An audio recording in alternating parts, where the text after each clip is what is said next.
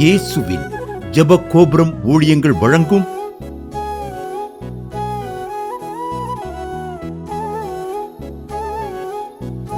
நம்பிக்கையிலே சந்தோஷமாயிருங்கள்.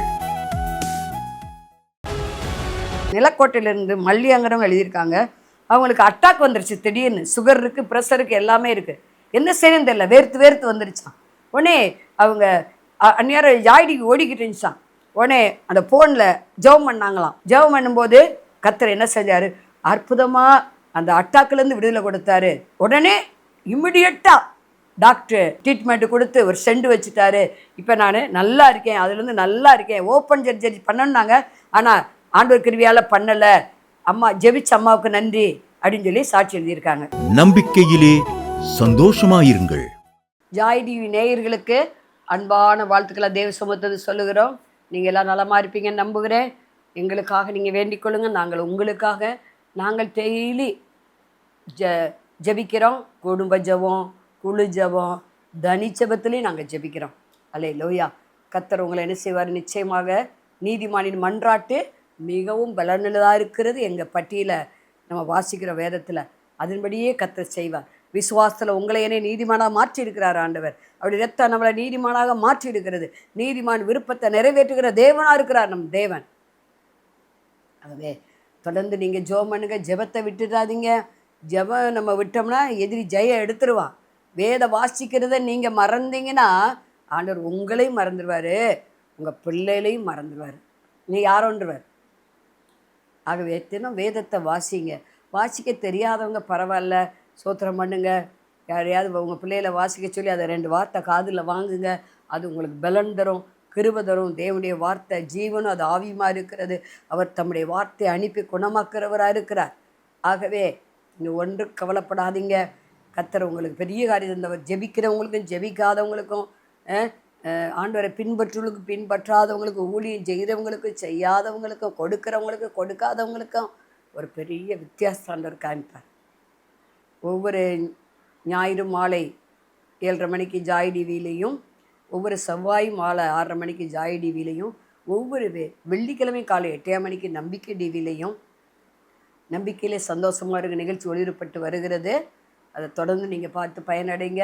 இந்த ஊழியர்களுக்காக ஜெபம் பண்ணுங்க. யூடியூப்பில் ஒவ்வொரு வேலைக்கிழமையும் இரவு 8 மணிக்கு சிறப்பு செய்தி ஜெபமும் நடக்கிறது. 1ஆம் தேதி வாக்குத்தத்த ஜெபமும் இதே ஜாய் டிவி யூடியூப்பில் தான் ஈவினிங் 7 மணிக்கு என்ன செய்யுது வாக்குத்தத்த ஜெபம் வருகிறது. அநேக வீசை நாங்கள் பார்க்குறோம். நிறைய பேர் போன் அடிக்கிறீங்க. உங்களுக்காக நாங்கள் ஜெபிக்கிறோம். சில வேளை எடுக்க முடியாமல் போயிடும் ஊழியத்தை நிமித்தம். அப்புறம் நான் அடிப்பேன் போன்னு, அவங்க எடுக்க மாட்டாங்க. அதனால் எடுக்க மாட்டேங்கிற ஏன்னா நிறைய பேர் என்கிட்ட சொல்லியிருக்காங்க ஃபோனில், ஏம்மா நீங்கள் தான் திருப்பி கூப்பிட்றீங்கம்மா, வேறு யார் டிவியில் வரவங்க நாங்களும் எத்தனை பேருக்கு ஃபோன் அடிக்கிறோம், எல்லோரும் திருப்பி கூப்பிட மாட்டாங்கம்மா, நீங்கள் ஆனால் கூப்பிட்றீங்க, எடுக்கலைனாலும் கூப்பிட்றீங்களேம்மா அப்படின்னு சொல்லி சொல்லுவாங்க. நம்ம டிவியில் போடுற ஜெப உதவிக்கு தான் நம்பரை கொடுக்குறோம். அப்புறம் நம்ம அதை ஜெபிக்காமல் இருந்தால் நமக்கு பாவம் இல்லையா? எடுக்க முடியாத சூழ்நிலை பரவாயில்ல. சில வேளை ஊழியத்தில் பிஸியாக இருப்பாங்க, ஊழியக்காரங்க எடுக்க முடியாது, காலை விட்டு நைட்டு வருவாங்க. அப்போ நம்ம அவங்கள ஒன்றும் சொல்ல முடியாது. சிலர் குற்றம் கண்டுபிடிக்கும்படியே என்ன பண்ணுமா, ஏதாவது ஒன்று சொல்லுவாங்க. நான் சொன்னேன், அவங்க பிஸியாக இருப்பாங்க ஊழியத்தில். சில பேருக்கு புரியாது. எனக்கெல்லாம் போட்டவங்களே போடுவாங்க. டெய்லி போடுற கேஸெல்லாம் இருக்குது. நான் சொல்லி டெய்லி எதுக்கு போகிறோம், உனக்காக நாங்கள் எல்லாம் ஜெபம் பண்ணிட்டு தானே இருக்கிறோம். ஆண்டவரை டெய்லி நோக்கிப்பார். மற்றவங்க ஜெபத்திலே வாழணும்னு தயவுசெய்து நினைக்காதீங்க. உங்கள் வயிறு பச்சை நீங்கள் தான் சாப்பிடணும். ஜெபம் பண்ணுவோம், ஜெப உதவி எல்லோரும் ஒரு பண்ணணும். நீங்களும் எங்களுக்காக பண்ணோம், நாங்களும் உங்களுக்காக பண்ணுவோம். ஆனால் பிறருடைய ஜெபத்திலே வாழணும் அப்படிங்கிறத நீங்கள் அப்படிலாம் செய்யாதீங்க. பிறருடைய சாப்பாட்டில் நீங்கள் வாழ்ந்துருவீங்களா? அவங்க வயிறு வச்சு அவங்க தான் சாப்பிடணும். நம்ம வயிறு காயம். அப்படித்தான் ஜெபமும். நம்மளும் என்ன செய்யணும், ஜெபமும். ஊழியர்கள் ஜெபிக்கிறதுக்கு தான் இருக்கோம், இல்லை நான் சொல்லலை. ஜெபம் பண்ணுவோம். ஊழியக்கார சுகத்தை விரும்புகிற தேவனாக இருக்கிறார், மன்றாட்டை கேட்குறவராக இருக்கிறார். ஏன்னா முழு நேரமாக ஊழியத்தில் இருக்கிறவங்க நிச்சயம் பவர்ஃபுல்லாக தான் இருப்பாங்க. நம்ம வேலை செய்கிறோம், அங்கே போகிறோம், இங்கே போகிறோம், நம்ம ஒரு 2 மணி நேரம் ஜெபம் பண்ணுவோம், 1 மணி நேரம் ஜெபம் பண்ணுவோம். சில ஒரு தாய் சொன்னாங்க, நான் இரவும் பகலும் ஜெபிக்கிறேம்மா, வயசானவங்க.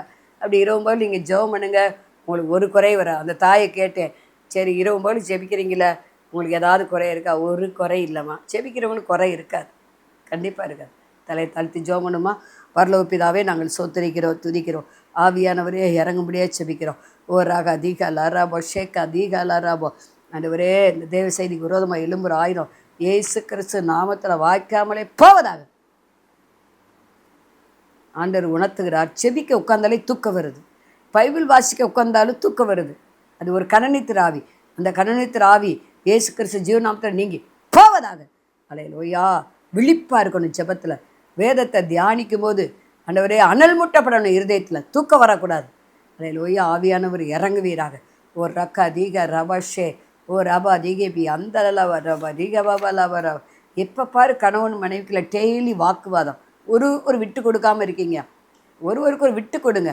ஆபிரகாம் விட்டு கொடுத்ததுனால்தான் கர்த்தர் அவனை செல்வச்சீமானாய் மாற்றி உயர்த்தி நீண்ட ஆயிலையும் கொடுத்து அவன் சந்ததியை பழி பெருக பண்ணினார். நீங்கள் 2 பேரும் சும்மா சண்டை போடாதீங்க. ஆண்டவர் சொல்லுகிறார், இருவர் ஒருவர் விட்டு கொடுங்கள் என்று சொல்லுகிறார். நான் பெருசு நீ பெருசு. ஓ ராபா தீகா பாபால ஒன்னாலதே என்னாலதே இந்த வாக்குவாதம் இப்போதே நீங்கி போவதாக நசுனா இயேசு நாமத்தினால. ஆவியானவரே நன்றி நன்றி. ஒரே கால் வலி, எலும்பு தேய்மானம். டாக்டர் மூட்டு ஆப்ரேஷன் பண்ண சொல்கிறாரு. அல்லேலூயா. இது ஆப்ரேஷன் பண்ணக்கூடாது, ஜெபத்திலே சரியாக்கணும் ஜெபம் பண்ணிகிட்டே இருக்கீங்க. இப்போதே அப்படிப்பட்டவங்க மேலே தேவ வல்லமை இறங்குவதா. வலது காலில் தேவ வல்லமை இறங்குவதா, இடது காலில் தேவ வல்லமை இறங்குவதாக. எலும்புகள் தினமுள்ளதாய் மாறுவதாக. வலி நீங்கி போவதாக. ஓடினால் இலைப்படையக்கூடாது, நடந்தால் சோர்வடையக்கூடாது. இப்போதே அந்த மராக்கள் நடக்கட்டும். சாட்சி சொல்லி மகிமைப்படுத்தட்டும் ஆண்டவரே. அப்படி செய்வதற்கா நன்றிப்பா நன்றிப்பா. ராகா தீகபி அக்கரபோ ஓ ரபோ தீகபலபரபோசே. வீண் விரை செலவு, ஆஸ்திரி செலவு வந்துக்கிட்டே இருக்குது. காசை சேர்க்கவே முடியல, சேமிப்பு வைக்கவே முடியல. ஒரு பொத்தல் பையில் போட்ட மாதிரி இருக்குன்னு நினைக்கிறீங்க. கர்த்தர் அப்படிப்பட்டவங்களை விடுதலை கொடுக்குறா. லோயா ராகா தீகபி அங்கரபோசே. கர்த்தருக்குரியதை கர்த்தருக்கு செலுத்துங்க, ராயனுடையதை ராயனுக்கு செலுத்துங்க என்று கர்த்தர் சொல்கிறார். அப்பொழுது உங்கள் பொக்கிஷசாலை நிரம்பி வலியும், பொக்கிஷசாலை நிரம்பி வலியும். நிரம்பி வலின்னு சொல்வதற்கா நன்றி. தேவ செய்தி ஆசீர்வதிங்க இயேசு நாமத்தில் பிதாவே, ஆமே ஆமே. செய்தியுடைய தலைப்பு, உன் பொருளாலும் உன் எல்லா விளைவின் முதற்பலனாலும் கர்த்தரை கனம் பண்ணு. நீதிமொழிகள் 3:9. இங்கே ஆண்டவர் ஒரு ஆலோசனையாக சாலமோன் ஞானி மூலம் இந்த நீதிமொழிகள் எழுதினது யார்? சாலமோன். அவர் மூலம் தேவபிள்ளைகளுக்கு ஒரு ஆலோசனை கொடுக்குறார். எனக்கு ஆலோசனை தந்த கர்த்தரை நான் துதிப்பேன் என்று தாவீது சொல்லுகிறார். உன் பொருளாலும் உன் எல்லா விளைவின் முதற்பலனாலும் கர்த்தரை கனம் பண்ணு. அங்கே மோசேக்கு ஆண்டவர் சொன்னார், தலையீட்டு முதற்பலனெல்லாம் யாருக்குரியது? ஆம்பளை பிள்ளையெல்லாம் கர்த்தருக்குரியன்னு சொன்னாரா? சொன்னார். கிறிஸ்துவுக்குள் ஆணென்று பெண்ணென்றோ வித்தியாசமே கிடையாது. இங்கே நீ அப்படி கனம் பண்ணினால் என்ன நடக்குங்கிறது அடுத்த வசனம் சொல்லுகிறது. அப்பொழுது உன் களஞ்சியங்கள் பூரணமாய் நிரம்பும். களஞ்சி என்ன? கையீடு வேலைகள். இங்கே என்ன ஊழியம் செஞ்சால் ஊழிய வேலைகள் தான். பூரணமாய் நிரம்பும். தொழிலா? அதில் பூரணமாய் நிரம்பும். வேலையா? வேலை செய்யலாம், சாப்பிடக்கூடாதுன்னு இருக்குது பைபிளில் இல்லையா? உன் களஞ்சி பூரணமாய் நிரம்பும். 128 சங்கீதத்தில் எழுதப்பட்டிருக்குது. நீ உன் கையின் பிரயாசத்தை சாப்பிடுவ. 2வது வசனத்தில் உனக்கு பாக்கிய நன்மையும் இதாக இருக்கும். உபாகமம் 28 நம்ம பார்க்குறோம். 12வது வசனம் 15வது வசனம். அங்கே என்ன எழுதப்பட்டிருக்கு? உன் தேவனாய கர்த்தர் நீ கையிட்டு செய்ய எல்லா வேலையும் உன்னை ஆசிரியும்படி நமது நல்ல பொய்சாலை வானத்தை திறப்பார். நீயோ கடன் வாங்க மாட்டாய், அநேக ஜாதிகளுக்கு கடன் கொடுப்பாய். இங்கே நம்ம பார்க்குறோம், இன்றைக்கி அநேகருடைய வாழ்க்கையில் களஞ்சியம் குறைவாகவே இருக்கிறது. ஒரு நீதிமொழிகள் 24:4 என்ன சொல்லுகிறது? அறிவினாலே அறைகளில் அருமை இனிமையான சகல பொருட்கள் நிரம்பி இருக்கும். இன்றைக்கி வீட்டில் அந்த பொருள் இல்லை, இந்த பொருள் இல்லை, அது இல்லை, இது இல்லை. இன்றைக்கி மாதம் 1ஆம் தேதி பிறந்துச்சுன்னா அதை வாங்கணும், இதை வாங்கணும். கடைசியில் 5ஆம் தேதிக்குள்ளே எல்லாமே வாங்கினதெல்லாம் சரியாயிடுது. அப்புறம் டாக்டர் போட்டு நல்லா செலவழிக்கிறது. என்றைக்கு ஒன்று செலவழித்தா அது காசு கரெக்டாக இருக்கும் இல்லையா? இல்லை விருந்தாள் வருவாங்க, நம்மளும் போகணும் வரணும், எவ்வளோ தேவைகள் இருக்குது. ஆனால் எனக்கு ஒரு சகோதரி சொல்லிச்சு, அந்த அவங்க வீட்டுக்காரு சம்பளத்தை இருக்கார். இது நல்லா கேளுங்க, கவனித்து பாருங்கள். ஆரம்ப நாட்கள் அது ஆண்டவருக்குள்ளே வந்த புதுசில் வருஷ சாமான்களெல்லாம் அவங்க அன்னை கூட பண்ண சகோதரி வசதியாக இருக்கார், அதனால் அவர் தான் செய்வார். ஆனால் இது என்னைக்கு சத்தியத்தை அறிந்து தொடர்ந்து ஆண்டவரை பின்பற்றுக்கு ஒப்பு கொடுத்து ஞானஸ்தானம் வாங்கி பரிசுத்தாய் பெற்று பிரேயருக்கு ஒழுங்காக வந்துக்கிட்டே இருந்துச்சோ, அது மேலே ஆண்டவர் ஒரு ஜெபாக்கினியை போட்டார். இரவும் பகலும் சம்மணும், இரவு பகலும் சோமணி எல்லாம் ஆண்டுகிட்ட வாங்கிடும். இப்போ ஒரு புரோகிராம் தாங்குகிற அளவுக்கு, ஒத்த புரோகிராம், ஒரு காம நேரம் புரோகிராம் நம்பிக்கை டிவி தாங்குகிற அளவுக்கு ஆண்டவர் என்ன செஞ்சுருக்காரு, அதை ஆசிரியச்சு வச்சுருக்காரு. கொடுக்குது ஒரு புரோகிராம் கொண்டாந்து. எப்படி அவங்க வீட்டுக்காரர் சம்பளத்தை இருக்கார், ஆனால் அது ஜெபிக்க முதற் பலன் அப்படி சம்பளம் வாங்கின உடனே ஆண்டவருக்குன்னு கொடுத்துறது. காணிக்க தசம பாகம் இல்லை, ஏன்னா மல்கியா 3:10 சொல்லுகிறது, உனக்கு தசமாவை காணிக்கையெல்லாம் எங்கனங்க பண்டசாலைக்கு கொண்டு வாருங்கள், வானத்தில் பலகனில திறந்து நான் ஆசீர்வதிக்க மாட்டேனா என்று நீங்கள் சோதித்து பாருங்கள். மீதியை ஆண்டவர் கொடுக்குன்னு நினச்சிங்கன்னா அவங்க களஞ்சி வெறுமையாக தான் இருக்கும். ஏன்னா இங்கே எழுதப்பட்டிருக்கு, உன் பொருளாலும் பொருள். ஆபிரகாம் கொள்ளையாடி வந்த எல்லா பொருட்களையும் தசமாங்க கொடுத்தான் மெல்கிசேதேக்குக்கு என்று பைபிளில் வாசிக்கிறோம். அந்த 13 அதிகாரம் 14 அதிகாரம் ஆதியாகமத்தில் பார்த்தீங்கன்னா தெரியும். 13 அதிகாரத்தை தெளிவாக எழுதப்பட்டு இல்லையா? அப்போ அவன் எல்லாவற்றையும் தசமாங்க கொடுத்தான்னு இருக்கணும் ஒரு இடத்துல. இந்த யாக்கோபு பாருங்கள் 28 அதிகாரத்தில் ஆதியாகமத்தில் பொருத்தனை பண்ணி தசமாங்க கொடுக்குறான். நான் இப்போ கோளுங்க எய்மா போகிறேன், நான் போகிற இடத்துல ஏன்னா நீங்கள் ஆசீர்வதித்தீங்கன்னா என் தகப்பன் வீட்டுக்கு என்னை திரும்ப நல்லா சுகமாய் ஆஸ்தி ஐஸ்வர்யத்தோட நல்ல ஆயுளோட சுகத்தோடு வர பண்ணிங்கன்னா நான் எல்லாவற்றையும் தேவரீர் கொடுக்குற எல்லாவற்றையும் நான் என்ன செய்வேன், தசமாக கொடுப்பேன். அவர் பொருத்தனை பண்ணுறாரு.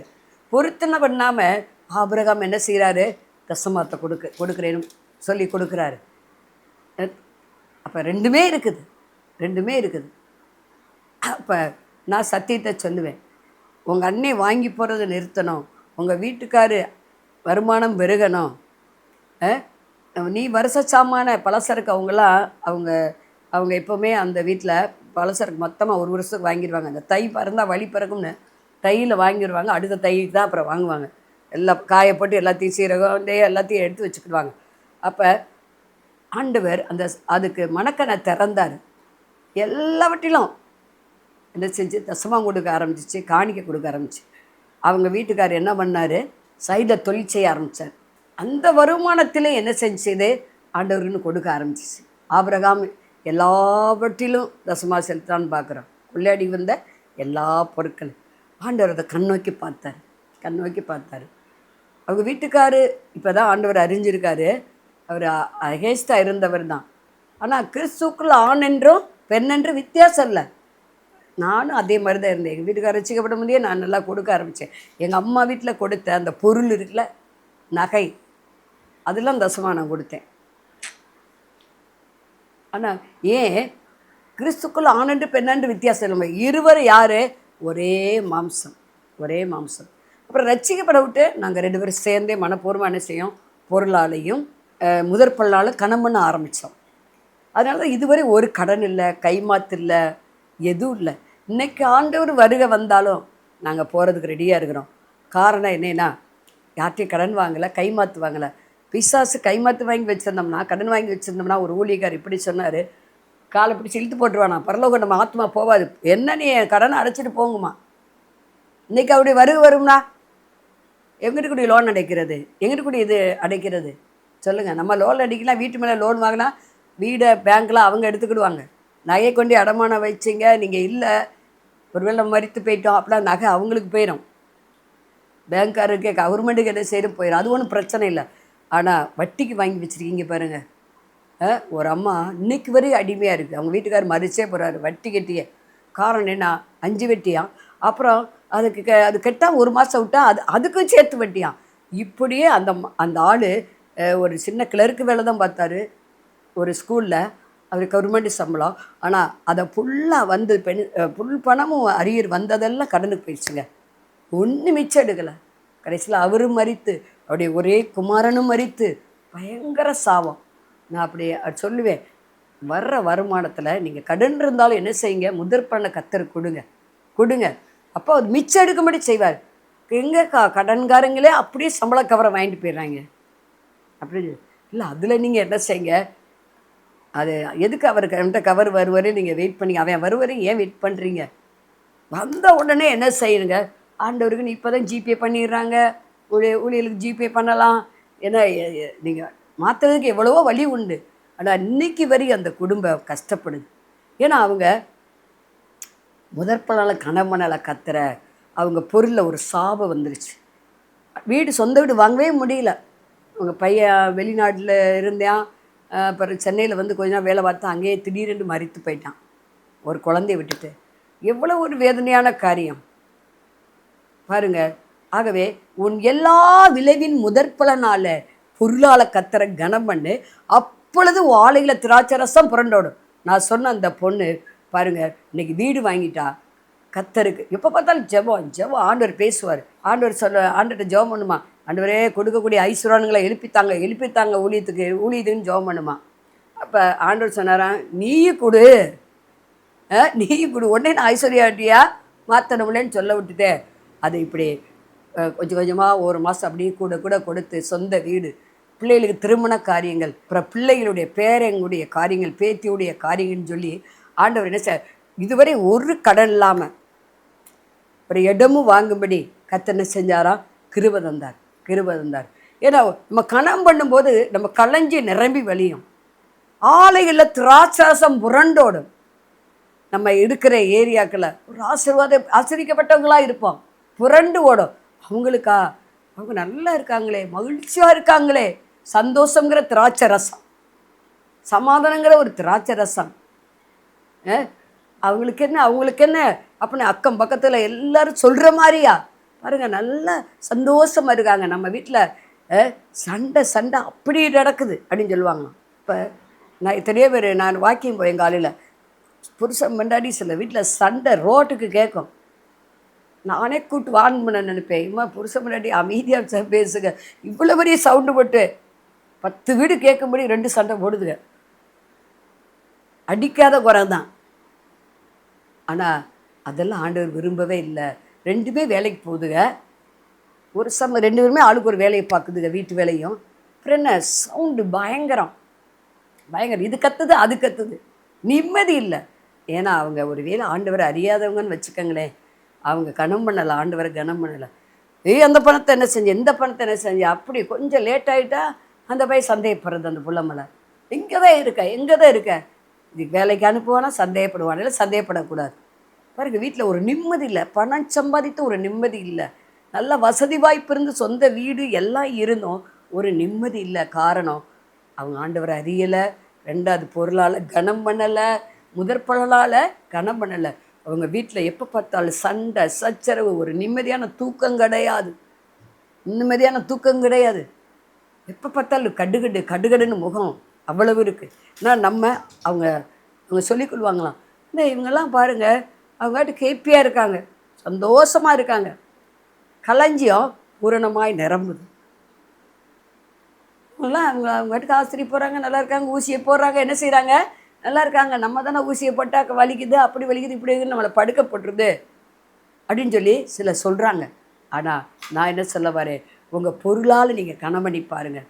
எல்லா பொருளாலும் கர்த்தர் கொடுக்குற பொருள் எல்லாவற்றிலும் பலனால கையில் கிடைக்கிறதுல ஆண்டவருக்கு எடுத்து வைங்க. உங்கள் சொந்தக்காரங்க வீட்டுக்கு வராங்க, உங்களை பார்க்குறதுக்கு ஒரு 1000 ரூபா கையில் கொடுக்குறாங்க, அதுலேயும் நீங்கள் எடுத்து வைங்க. ஆண்டவருக்கு 100 ரூபா 200 தூக்கி வைங்க.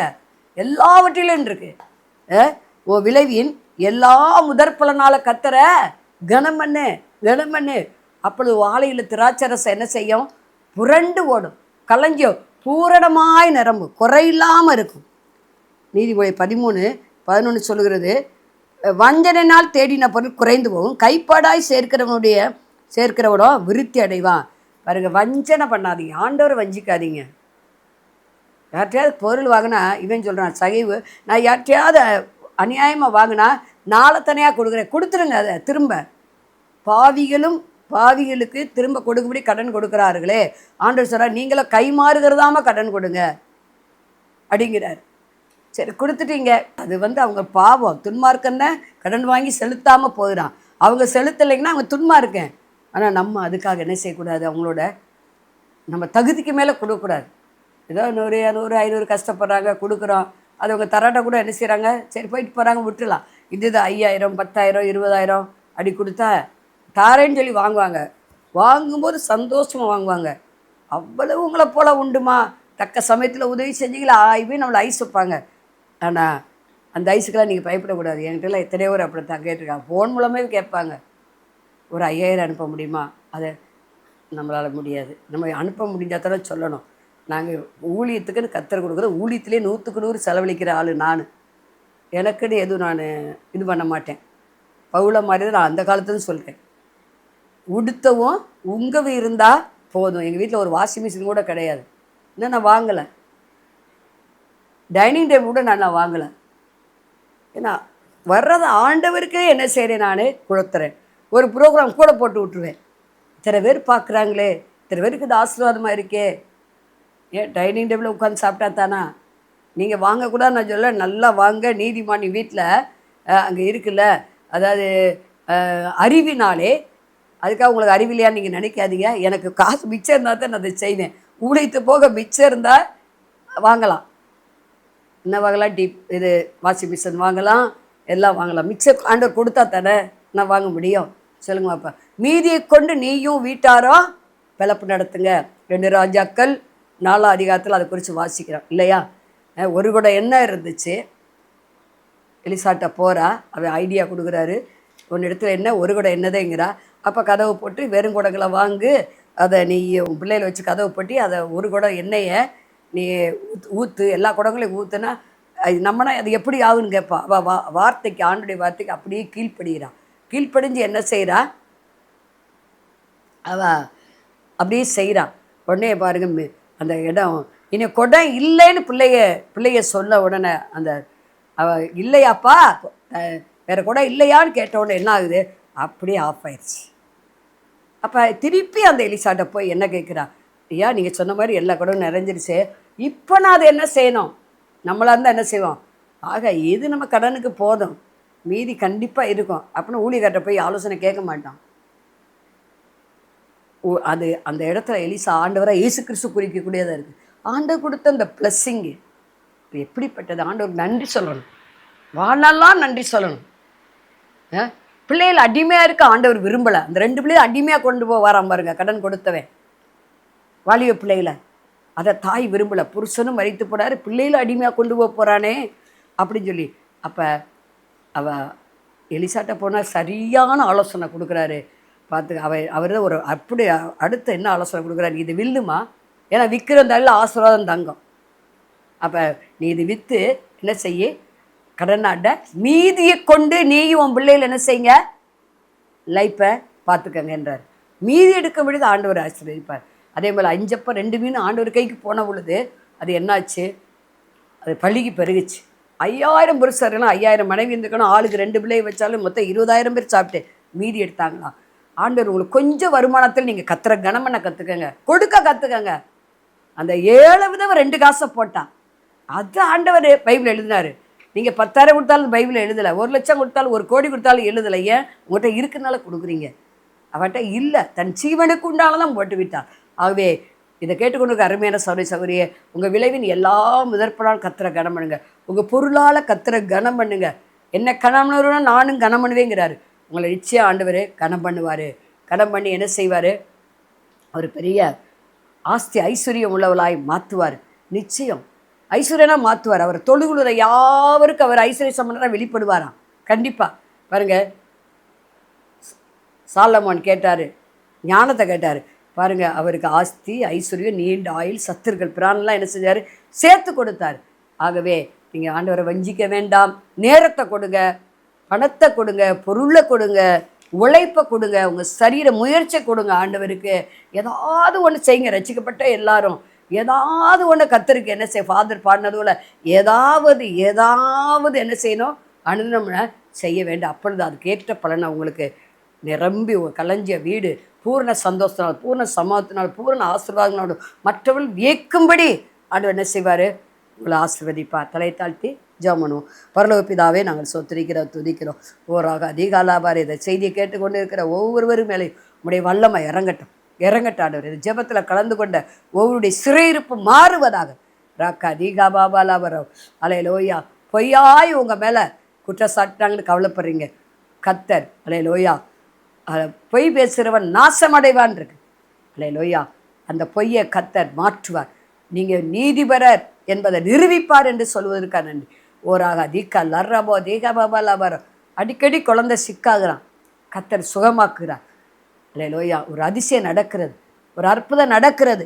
ஓ ராகா தீக்கா லர்ரபோஷே அல்லேலூயா. ராகா தீகை மேலே ஜெபிக்கவே முடியல, ஒரே சத்துரு போராட்டம். அதுலேருந்து கர்த்தர் விடுதலை கொடுக்குறார். அல்லேலூயா. அல்லேலூயா. ராகா தீகை எல்லா நெருக்கத்தையும் கர்த்தர் மாற்றுகிறார். இயேசு நாமத்தில் பிதாவே ஆமென். மாணவர்களே, அதிசய கல்வாரி ஊழியங்கள் மூலம் ஒவ்வொரு மாதமும் தேவனால் எல்லாம் கூடும் பத்திரிகையை நாங்கள் வெளியிடுகிறோம். தேவ சமூக பாடல்கள் DVD, ACD இந்த பாடல்களை நாங்கள் வெளியிடுகிறோம். அதிசய கல்வாரி ஊழியம் இது தீர்க்க தரிசன ஜெப ஊழியமாக நடைபெறுகிறது. இந்த ஊழியங்களுக்காக ஜெபிக்க, காணிக்கையை அனுப்ப தாங்க மறவாதிருங்கள். ஜெபிக்கிற, கொடுக்கிற, உழைக்கிற உங்கள் ஒவ்வொருவரையும் ஆண்டவர் தாமே ஆபிரகாமை ஆசீர்வதித்தது போல சகல விதத்திலும் உங்களை ஆசீர்வதிப்பாராக. ஆமென். அன்பிற்குரியவர்களே, இந்த ஊழியத்தை உங்கள் காணிக்கைகளால் தாங்குபவர்களின் கவனத்திற்கு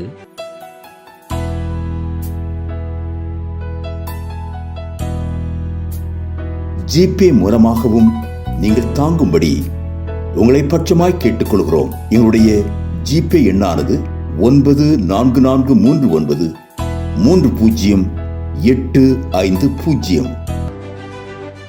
எங்களது முகவரி சகோதரி எலிசபெத் சுந்தர்ராஜன், எண் 27, பொதிகை தெரு, குழந்தைசாமி நகர், வண்டியூர், மதுரை 20. செல்போன் எண்கள் 9487177765, 9095328172 மற்றும் 9443930850.